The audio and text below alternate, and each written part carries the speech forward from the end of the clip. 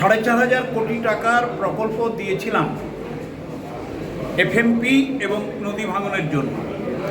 একটি পয়সাও কেন্দ্রীয় সরকার এখনো অবধি দেয়নি। 24 সালের জুলাই মাসের সেশনে মুখ্যমন্ত্রীর নির্দেশে একটি আলোচনা হয়েছিল।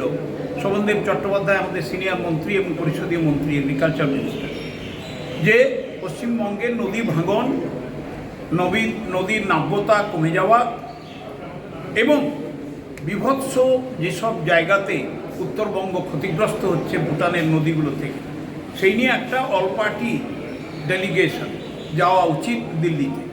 দিল্লির সরকারকে বুঝিয়ে বলা যায়। মৌখিকভাবে তারা বলেছিলেন যাব, কিন্তু আজকে জুন মাসের 11 তারিখ 25 সাল, আজও অবধি বিজেপির বিধায়করা কোনো সম্মতি দিলেন না, পরিষদীয় দলও ওই সম্মতি দিল না যাওয়ার জন্য। আমি এই কথাটাই বলতে চেয়েছি যে বিজেপির বিধায়করা কি পশ্চিমবঙ্গের মানুষ? তো তারা তো প্রতিনিধি। উত্তরবঙ্গেরও প্রচুর বিধায়ক আছেন। তাদের কি বিষয়? তারা কি চান বাংলার মানুষ, উত্তরবঙ্গের মানুষ নদীর ভাঙন এবং নদীর নাব্যতা কমে যাওয়ার ফলে যে বন্যাজনিত পরিস্থিতি হচ্ছে প্রতি বছর, কেন্দ্রীয় সরকার থেকে ফ্লাড ম্যানেজমেন্টের টাকাও দিচ্ছে না, নদী বাঁধ যে ভাঙন তারও টাকা দিচ্ছে ভাবে।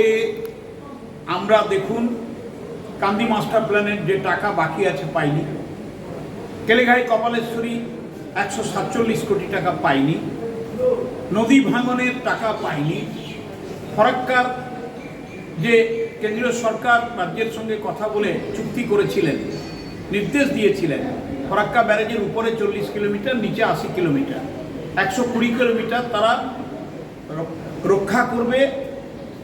তারা ভাঙন এবং যে কোনো কাজ এই কিলোমিটারের মধ্যে যেটা পড়বে মুর্শিদাবাদ মালদায় তারা দেখবে। সেটাকে বিজেপি সরকার এসে 120 কিলোমিটার বাদ দিয়ে 17 কিলোমিটারে নামিয়ে দিয়েছে ভাঙন, এবং কোনো কাজই হচ্ছে না। ফলে মালদা মুর্শিদাবাদ একটা বিপজ্জনক পরিস্থিতির মধ্যে পড়েছে। আমাদের মুখ্যমন্ত্রী তিনি মানবিক দৃষ্টিভঙ্গিতে ছুটে গেছেন, বারবার শামসেরগঞ্জে গিয়ে পদক্ষেপ নিয়েছেন, 100 কোটি টাকা ডিক্লেয়ার করেছেন, কাজ হচ্ছে।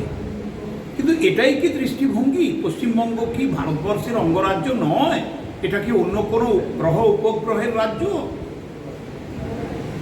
কি অদ্ভুত একটা বিষয় ভারতীয় জনতা পার্টি এবং তার প্রতিনিধিরা আজকে বাংলার প্রতি কেন্দ্রীয় সরকার করে যাচ্ছেন। কিন্তু আমার মুখ্যমন্ত্রী মমতা বন্দ্যোপাধ্যায় তিনি তো বসে থাকবেন না। তিনি আমাদের নির্দেশ দিয়েছেন যে কোনো মূল্যে মানুষকে বাঁচাতে হবে, সেই কাজ আমরা করছি। বাংলা খবর, আপনার রাজনীতি, আপনার আওয়াজ।